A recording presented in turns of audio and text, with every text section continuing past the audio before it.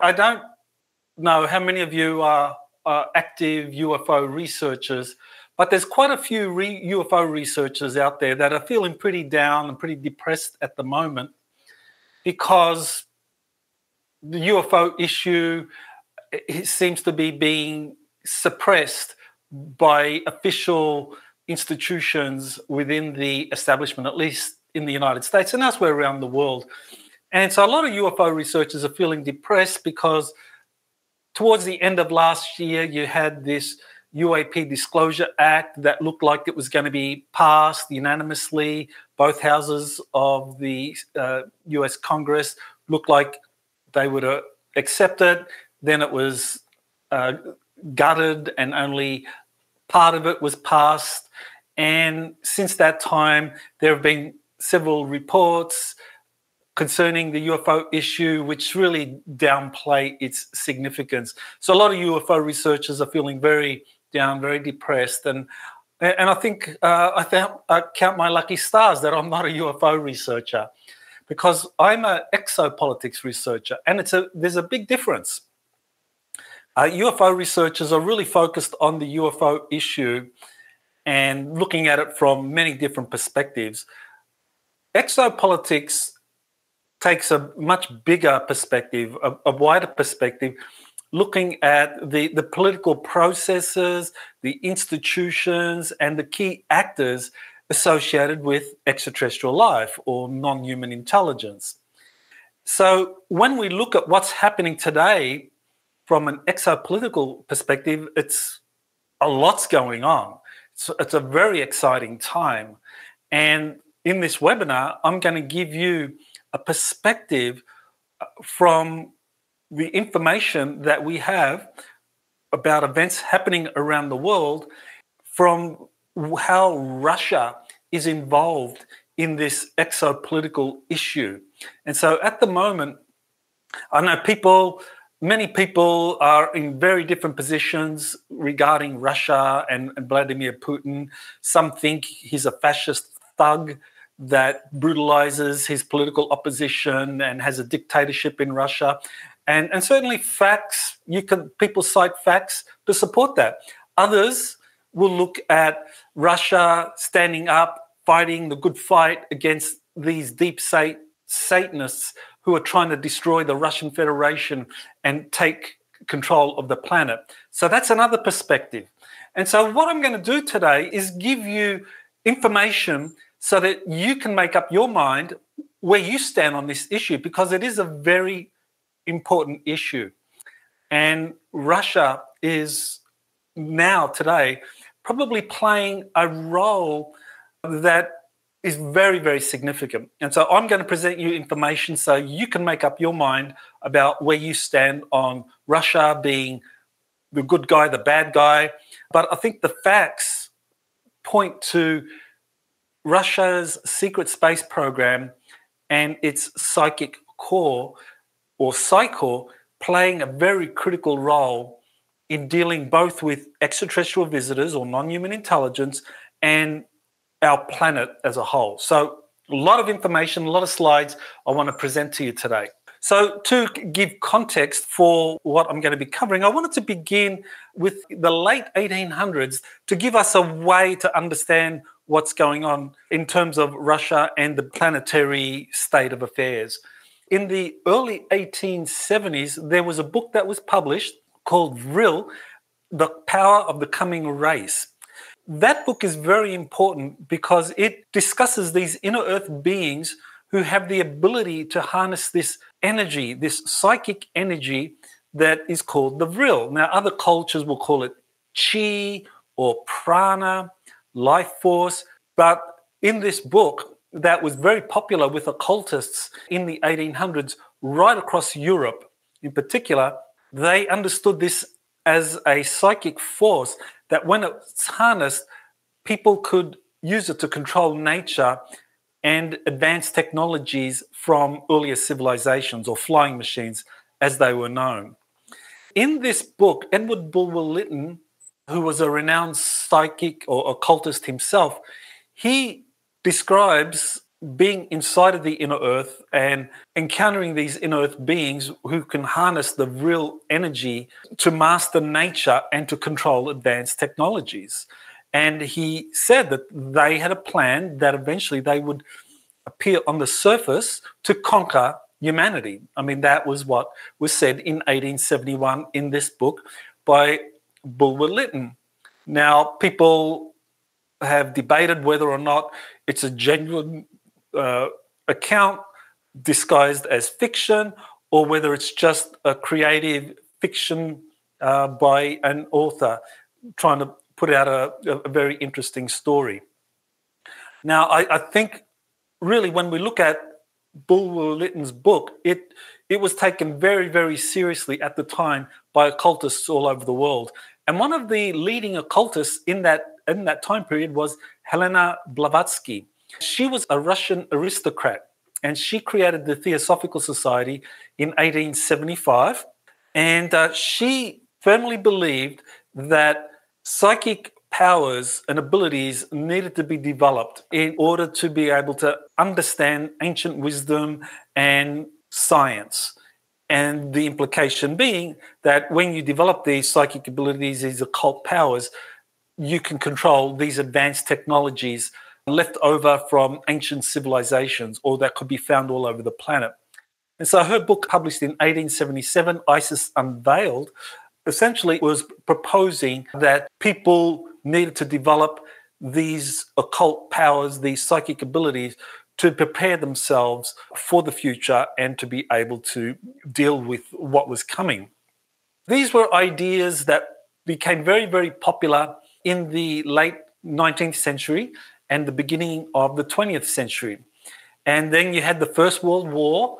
And at the end of the First World War, you had Germany recovering as a defeated power.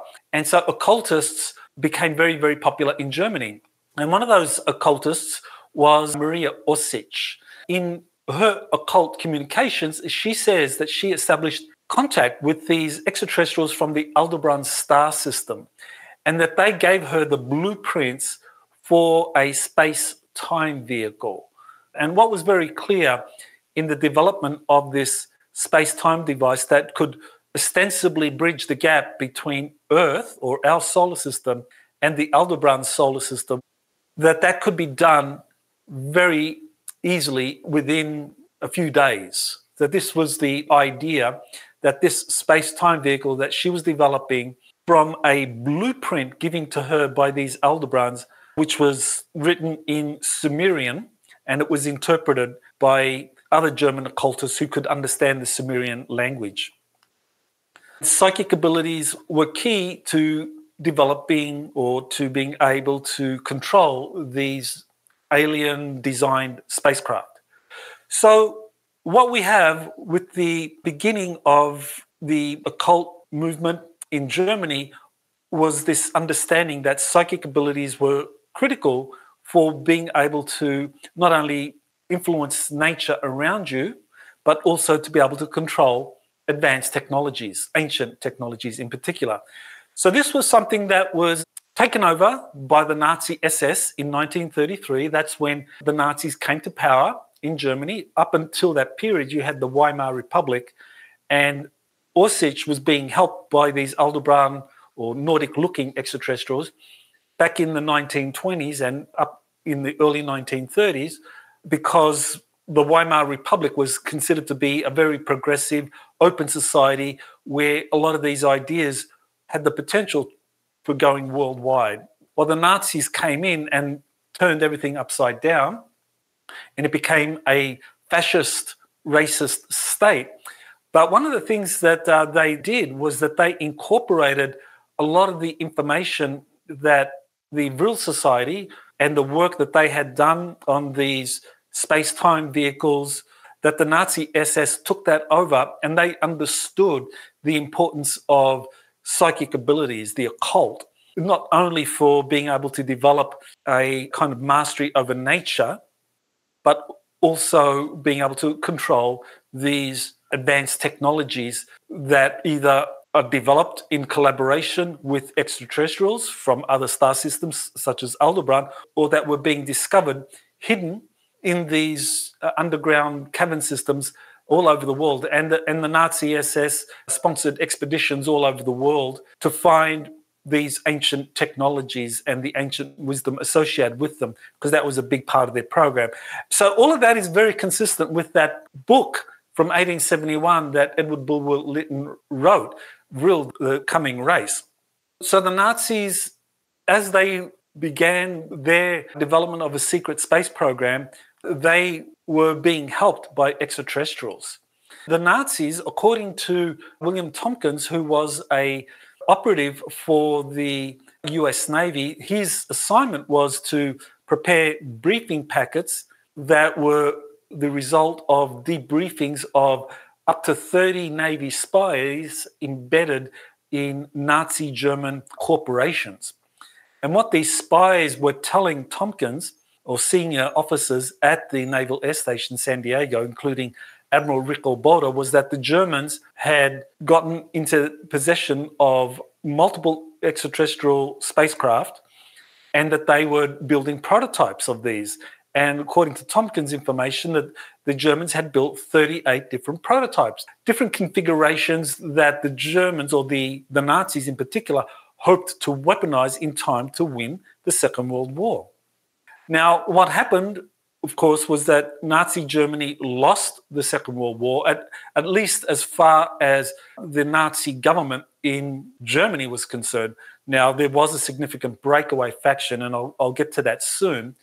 But this is where the Soviet Union enters into the equation, because the Nazis had developed 38 prototypes at different facilities in Germany itself, and also in adjacent occupied areas of Poland and Czechoslovakia. The Nazis had developed top secret research facilities where these prototypes were being developed and flight tested. At the end of the Second World War, these facilities were overrun by the Russian Red Army. So the Red Army marched in. The Nazis didn't have all that much time to destroy equipment and eliminate the scientists and the technicians that worked on these projects. But nevertheless, the Germans fled from these facilities, and the Soviets came in and took them over. They repatriated what was left of the aerospace projects that the Nazis had developed with the help of multiple corporations in Germany and other Nazi-occupied areas. The scientists and engineers and the equipment, these were now in the possession of the Red Army. And so the Red Army began to study the hardware that the Nazis had developed. How much did the Soviet Union know about the German secret space program under development? I would guess that they were probably, their intelligence services probably told them a little bit, just as the US Navy learned about it. But what William Tompkins said was that a lot of the senior officials within the United States, they were very skeptical of what the Navy spies were telling them. They didn't believe that the Nazis were being helped by extraterrestrials in building advanced spacecraft, even though this was exactly what the Navy spies were telling them. There was a lot of skepticism. So I think the same thing probably happened in the Soviet Union. And so that it was only after the Soviets came in, took over control of these former aerospace projects, or got to speak to the top scientists and engineers and technicians, that they realized that, holy cow, the Nazis were really working on flying saucers. And that would have been a bigger shock for the Red Army and Russia as it was for the US Navy and the Americans at the time. In the Soviet Union, what they implemented were these trophy brigades, a process whereby the victorious Red Army forces that began liberating Eastern Europe from the Nazis, they would come across treasures, different treasures. The instructions for these trophy brigades was that anything of value needed to be brought back into the Soviet Union, because this would be part of the war reparations, because the Soviet Union suffered incredible losses from the Nazi invasion. So they deemed that to be some form of compensation for the incredible loss of life. The Soviet Union lost somewhere between 25 to 30 million dead, which is an incredible number if you think about it. So the Soviet top trophy brigades, they were scouring liberated areas of Europe for any kind of valuable technologies. as the Red Army learned just how advanced the Nazi aerospace programs had become, they started up a specific program similar to Operation Paperclip that was implemented by the United States to get any kind of advanced technologies that had weapons applications for the aerospace industry or for the Navy and so forth. The Soviet equivalent to US's Operation Paperclip was also Aviakim. German scientists, along with equipment, were taken to the USSR in October of 1946. Prior to that, all those Nazi German scientists, they were forced to work with the Soviet Union in the liberated areas of Europe. But by October 1946, the decision was made that the information was too sensitive. And so they were all taken by rail cars to the Soviet Union. Now, the key Soviet scientist overseeing this Soviet version of Operation Paperclip was Sergey Kurv. He's generally widely known to be the father of the Soviet rocket program and the Soviet space program. So he was the chief designer for the Soviet space program, and he went to Nazi Germany in September 1945 to recover top aerospace technicians and scientists. Now, the United States had something called Operation Lusty, and that was overseen by the US Army Air Force. And that was an operation whereby teams of Air Force scientists and officials would scour Nazi Germany for these kinds of advanced aerospace projects that would be of value to the US Air Force. And that was headed by Dr. Theodore von Karman. And he was, at the time, America's leading rocket scientist. So that was the role Kurolev played as well. So clearly he was a very important figure for the Soviet Union. And the Soviet Union decided that those Nazi scientists and technicians would be taken to Kapustin Yar, which is a location in the southern area of Russia around the Volga River. And that's where the Soviet rocket program would be developed. So these German scientists, they were working on designing rockets, but also the Soviets were building atomic weapons. They wanted these rockets to be able to deliver atomic weapons. Now, many people are familiar with Admiral Richard Byrd on his way to Washington, D.C., giving an interview to a Chilean newspaper reporter about a battle, that there was a new enemy that could fly from pole to pole, and that the US Navy had suffered significant casualties. That's not the kind of language you would expect from the admiral in charge of a survey expedition, talking about battles, a new enemy, significant casualties. So what this does, this Soviet era, or this film that Russian film producers produced from Soviet KGB intelligence files, shows another source that hadn't been previously released. These were the two US sailors that described what happened to Operation High Jump. So at the bottom of this slide, you can see the YouTube source for that. The whole thing goes for about an hour and a half. But what this does is it gives us an explanation for why the US Navy would send its top, or one of its top aerospace engineers to the Soviet Union as a naval attaché. Because remember I said Leslie Stevens was a US Navy attaché to the US Embassy in Moscow from 1947 to 1950.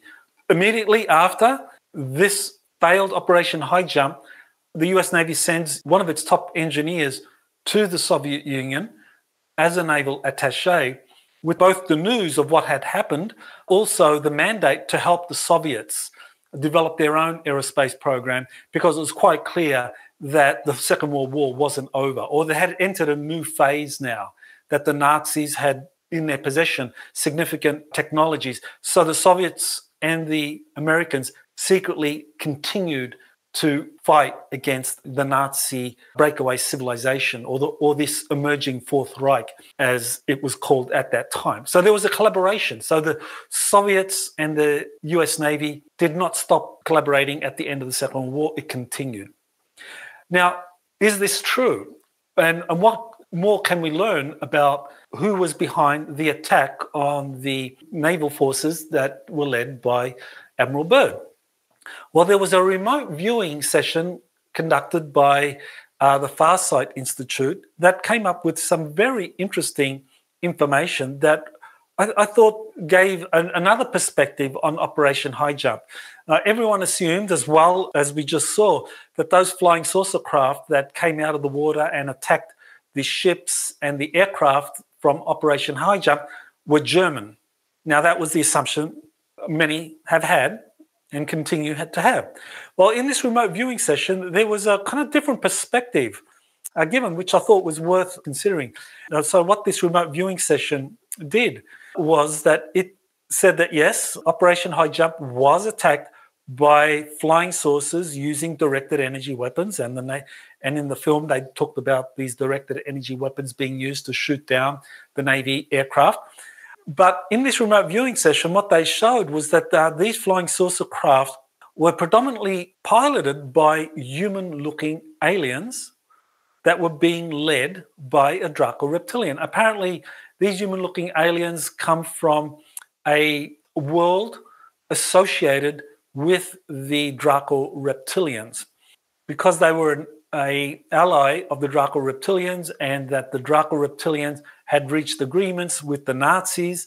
This group was allied with the Germans, and so when the German base was under attack, the defenders included flying saucer craft piloted by human-looking aliens. Now, it doesn't mean that the Germans didn't have their own flying saucers as well up there, but apparently these human-looking aliens, their craft were the ones that did the most damage to Operation High Jump.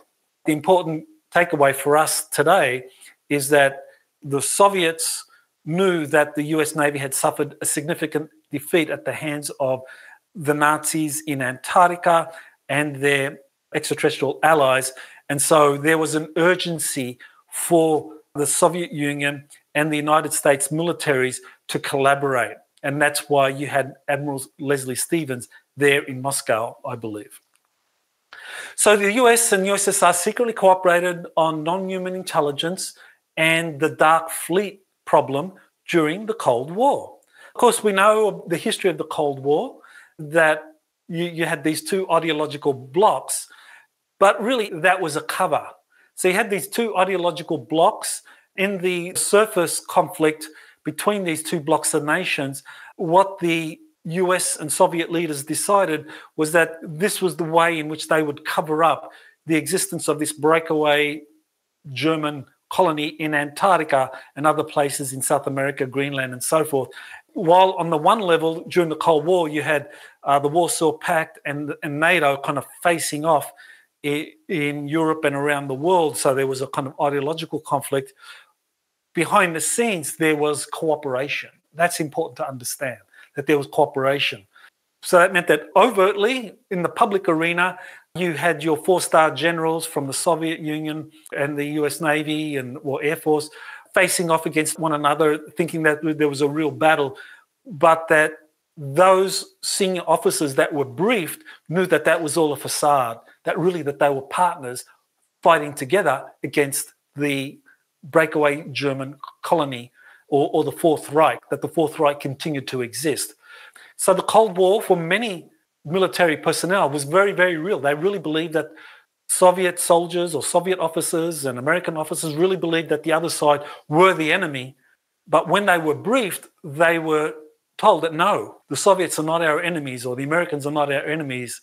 Really, we're allies. We are trying to deal with this Fourth Reich problem. So the US and USSR relations during the Cold War, it means that we need to develop a more sophisticated understanding of what was going on. So on the one hand, you had the cooperation between the Soviets, the US, Britain, and other countries that were briefed, or the leaders from other countries that were briefed, Five Eyes countries, Canada, Australia, they were also briefed because this was a global problem. And the deep state. The deep state, this is an organization that wanted to strike up deals with the breakaway German colony, the Fourth Reich. The deep state involves these occult figures or black magicians, Satanists, whatever you want to call them, that actually ideologically had more in common with the Germans in Antarctica than they had with the kind of liberal democracy of the United States or the communist ideology of the Soviet Union. So the deep state is really a multifaceted entity that had allied itself with the Germans in Antarctica.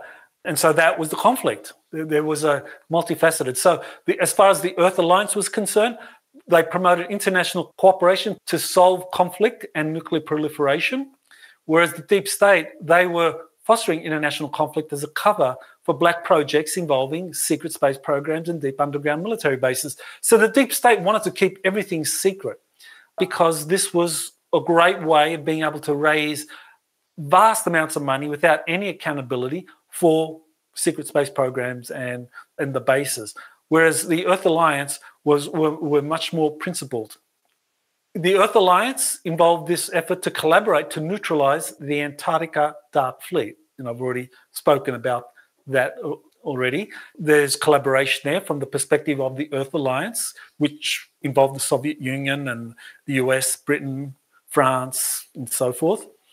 Whereas from the deep state perspective, they wanted to compete and gain technology with the Dark Fleet. In other words, the Earth Alliance wanted to neutralize the German Dark Fleet presence in Antarctica and elsewhere, whereas the deep state wanted to collaborate. The Earth Alliance worked with positive non-human intelligence to gain advanced technologies. They were working with the Pleiadians and the Arcturians and the Sirians, and there's been a lot of literature about that. Today, we call those groups the Galactic Federation of Worlds, the Andromeda Council, Ashtar Command. But essentially, that collaboration between the Earth Alliance and positive extraterrestrials stretches back right up until this Second World War era. Whereas from the deep state perspective, they wanted to work with negative extraterrestrials. They didn't want to be limited by the ethical constraints that the positive extraterrestrials had. The positive extraterrestrials, they said, well, nuclear weapons, thermonuclear weapons in particular, are a threat not only to your planet, but to the solar system and beyond. So we want you to abandon any kind of development of those. Whereas the deep state, they wanted to develop nuclear weapons to the utmost, also gain advanced technologies from the non-human intelligence. The negative faction of the extraterrestrials or the non-human intelligence, they had no problem with the Soviet Union or with the United States, Britain, France developing nuclear weapons. They were happy with that because from their perspective, that was good because an Earth that was heavily armed would be a planet that could be very easily manipulated. President Kennedy and Soviet Premier Khrushchev were white hats. They were cultivated by this Earth Alliance to collaborate, to cooperate in dealing with problems and to promote international collaboration and do away with this Cold War facade where on the one hand there was this overt conflict that the deep state wanted to perpetuate, but Kennedy and Khrushchev wanted to do away with that. So they agreed to a joint space and lunar missions on November 11, 1963. This was 11 days before the Kennedy assassination. Kennedy was assassinated on November 22nd, and I believe that Kennedy was assassinated because of this agreement he had reached with Soviet Premier Khrushchev on information sharing so that the Soviets and the US could have joint space and lunar missions. This effort for international collaboration was anathema to the deep state. They wanted to get rid of that initiative. So Kennedy was assassinated, and 1 year later, or less than a year later, Nikita Khrushchev was removed from power in the Soviet Union. I think that gives you a little bit of an idea of the overall context here for the Soviet Union and the US either collaborating and confronting one another and dealing with this kind of extraterrestrial non-human problem and what was happening with the German breakaway civilization or the Fourth Reich.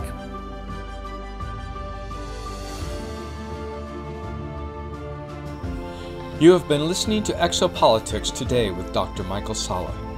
Please remember to like, share, and subscribe to this channel.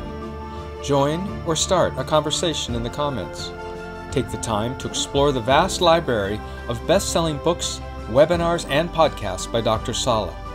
Visit exopoliticstoday.com.